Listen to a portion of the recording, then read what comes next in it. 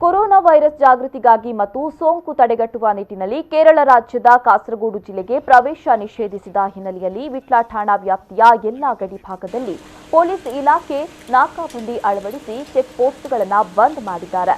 ವಿಟ್ಲ ಠಾಣಾ ವ್ಯಾಪ್ತಿಯ Karnataka Kerala ಗಡಿಭಾಗವಾದ Saradka, Salethur, Peruvai, Nellikatte, ಆನೆಕಲ್ಲುಗಳಲ್ಲಿ check post ನಿರ್ಮಿಸಲಾಗಿದೆ. ಬಂಟ್ವಾಳ ಸರ್ಕಲ್ ವ್ಯಾಪ್ತಿಯಿಂದ ಹೆಚ್ಚುವರಿ ಸಿಬ್ಬಂದಿಗಳನ್ನು ನಿಯೋಜಿಸಲಾಗಿದೆ. ಬೆಳಿಗ್ಗೆಯಿಂದಲೇ ಪೊಲೀಸರು ಮಧ್ಯಾಹ್ನ 2 ಗಂಟೆ ಬಳಿಕ ವಾಹನ ಸಂಚಾರ ನಿಷೇಧಿಸಲಾಗಿದೆ ಅಂತ ಸೂಚನೆ ನೀಡಿದ್ರು. ಬಳಿಕ 2 ಗಂಟೆಯಿಂದ ಎಲ್ಲ ಚೆಕ್ ಪೋಸ್ಟ್ಗಳಲ್ಲಿ ವಾಹನ ಸಂಚಾರವನ್ನು ನಿಷೇಧಿಸಲಾಗಿದೆ. ಈ ಬಗ್ಗೆ ಮಾಹಿತಿ ಇಲ್ಲದ ಹಲವು ಮಂದಿ ಆಗಮಿಸಿ ಚೆಕ್ ಪೋಸ್ಟ್ಗಳಲ್ಲಿ ಕಾಯುವಂತಾಯಿತು.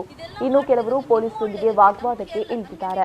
ವಿಟ್ಲ, ಪುತ್ತೂರು, ಮಂಗಳೂರು ಕಡೆಯಿಂದ ಕೇರಳದ ಉಪ್ಪಳ, ಪೆರ್ಲಾ, ಬದಿಯಡ್ಕ ಮೊದಲಾದ ಕಡೆಗಳಿಗೆ ತೆರಳುವ ಪ್ರಯಾಣಿಕರು ಹಾಗೂ ಸರಕು ಸಾಗಾಟದ ವಾಹನಗಳು ಅರ್ಧ ದಾರಿಯಲ್ಲಿ ನಿಲ್ಲುವಂತಾಯಿತು. ಇನ್ನು ಕೆಲವರು ಬಂದ ದಾರಿಯಲ್ಲೇ ಹಿಂತಿರುಗಿದ್ದಾರೆ. ಸ್ಥಳಕ್ಕೆ ಬಂಟ್ವಾಳ ತಹಶೀಲ್ದಾರ್ ರಶ್ಮಿ ಎಸ್ಆರ್ ಅವರು ಕೂಡ ಆಗಮಿಸಿ ಚೆಕ್ ಪೋಸ್ಟ್ಗಳ ಪರಿಶೀಲನೆ ನಡೆಸಿದ್ದಾರೆ.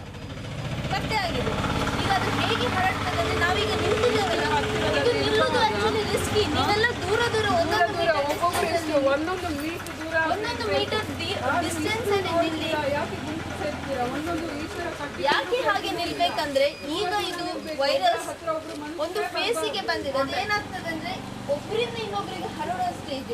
1 ಮೀಟರ್ ದೂರ ಡಿಸ್ಟೆನ್ಸ್ ಮಾಡದೆ ನೀವು ನಿಮ್ಮ ಕೈ ಬಾಯಿ ಎಲ್ಲ ತೊಳೆಯೋದಿದ್ರೆ ಇದು ಹರಡುವ ಹಂತದಲ್ಲಿ ನಾವೆಲ್ಲ ನಾಳೆ ಮನೇಲಿ ಇರ್ಬೇಕಾಗ್ತದೆ.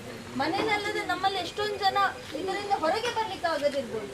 ಆದ ಕಾರಣ ನಮ್ಮ ದೇಶ, ನಮ್ಮ ರಾಜ್ಯ, ನಮ್ಮ ಬಂಟ್ವಾಳ ಅಥವಾ ನಮ್ಮ ಕೇರಳ ಎಲ್ಲ ಕಡೆ ಜನರು ಸುರಕ್ಷಿತರಾಗಿರ್ಬೇಕೆಂಬ ಒಂದೇ ಕಾರಣದಿಂದ 14 ದಿನದ ಕಾಲ ಒಬ್ಬ ಮನೆಯೊಳಗೆ ನಿದ್ರೆ ಅವನಲ್ಲಿ ರೋಗ ಲಕ್ಷಣ ಕಾಣ್ತಾರೆ. ರೋಗ ಲಕ್ಷಣ ಕಂಡ ನಂತರ ಅವನಿಗೆ ಟ್ರೀಟ್ಮೆಂಟ್ ಕೊಡ್ಬೋದು. ಒಂದು ವೇಳೆ ಕಂಡ್ರೆ 14 ದಿನಗಳ ಕಾಲ ಅವನಲ್ಲಿ ರೋಗ ಲಕ್ಷಣ ಕಾಣದೇ ಇರುವುದಿಲ್ಲ, ಅಂದ್ರೆ ಗೊತ್ತಾಗುದಿಲ್ಲ ನಮ್ಗೆ. ಸೊ ಅವ್ನು ಮನೇಲೇ ಇರಬೇಕು. ನಾವೆಲ್ಲ ಆದಷ್ಟು ಮನೇಲೇ ಇದನ್ನು ಚೈನ್ ಅನ್ನು ಬ್ರೇಕ್ ಮಾಡ್ಬೋದು. ನಾವು ಇಷ್ಟೊಂದು ಸಂಪರ್ಕದಲ್ಲಿ ತಿರ್ಗಾಡ್ತಾ ಇದ್ರೆ ಈ ಚೈನ್ ಬ್ರೇಕ್ ಆಗೋದಿಲ್ಲ. ನಾವು ಒಬ್ಬರಿಂದ ಇನ್ನೊಬ್ಬರಿಗೆ